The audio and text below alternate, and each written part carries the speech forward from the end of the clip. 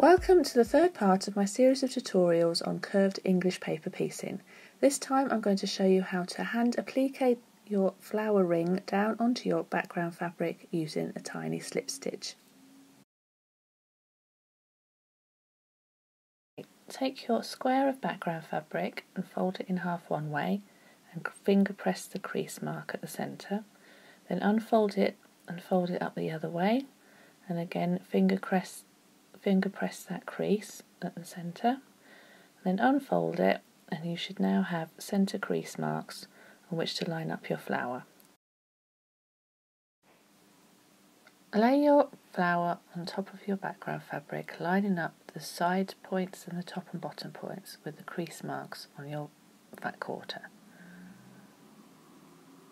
Now we're going to pin it in place, starting with the inner circle. Insert a few pins around that inner circle, smoothing the fabric out from the centre. You don't want any excess background fabric behind your flower. So pin all the way around this inner curve to hold down at that folded edge, so that when we come to needle turn applique it down, it's all nicely folded for us. So insert a couple of pins in the large shapes just to hold them in place, and then smooth out from the centre to the edge, inserting pins along the outside edge. Now you don't need to catch all your folds down with the pins. When you come to slip stitch this down, you can turn the edges over then.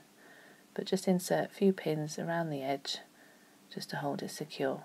Some people prefer not to use pins as they can prick you when you're sewing. Alternatively then, you can use pieces of Bonder web stuck on the reverse, just in the big shapes, and then just press down with a hot iron to hold it in place. Or you could use a basting spray that you use for basting your quilt sandwich. Just a thin layer of this on the back will hold it in place. Or you could use a glue pen to glue around your edges just to hold the folds down, so when you come to sew them down with a slip stitch, they'll be already folded for you, so they're nice and easy. Or you could use a combination of the two, a glue pen and Bonder web, or you could machine baste it down with a large stitch on your machine. Again, that'll just hold it securely and be easy to undo or take out once you've slip stitched everything down. Okay, so now we're going to sew this down into place using a tiny slip stitch. So tie a knot in the end of your thread like you did before, and then go slightly behind your flower and sew a couple of stitches just to secure your thread, like so. This will all be hidden behind, so that's fine. And then you're going to come up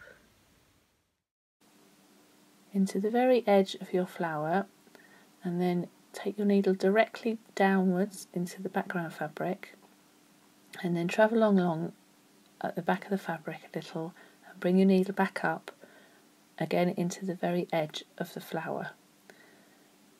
Then again take your needle directly down into the background fabric, travel along a bit, and then bring your needle up at the edge of the flower again.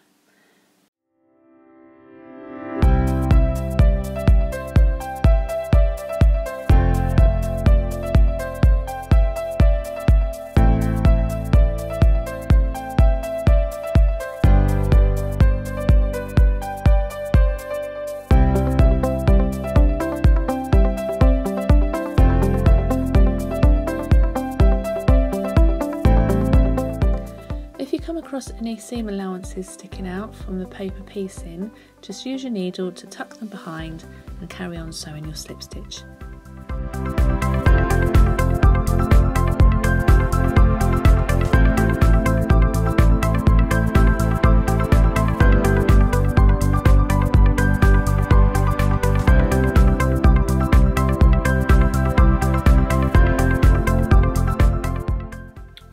So when you've finished sewing your inner edge, and you're going to sew the outer edge in the same way. So again, turn back the seams, the edge of your flower slightly as to start off your thread. A couple of stitches to secure, and then you can, as you go along, just fold over, under rather, your fabric, and go directly down into the background, travel along a bit and bring it up on the edge of your flower. So again, directly down, travel along, bring it up to the edge of your fabric.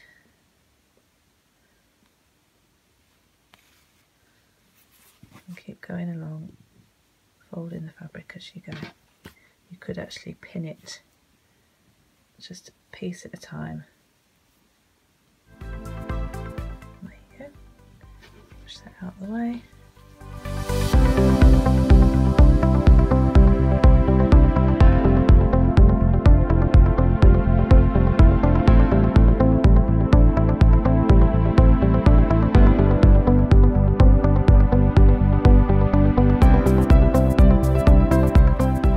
So once you've slip stitched all your edges down, your inner edge and your outer edge, give it a good press with a dry iron, and then baste it with your, I use a butter muslin on the back, and then your wadding, and then your top, and I've just used curved safety pins, or you could spray baste it with the 505 spray again, or you could do a large running stitch around with basting thread. I just use curved safety pins because I know they're not going to be in the fabric for too long.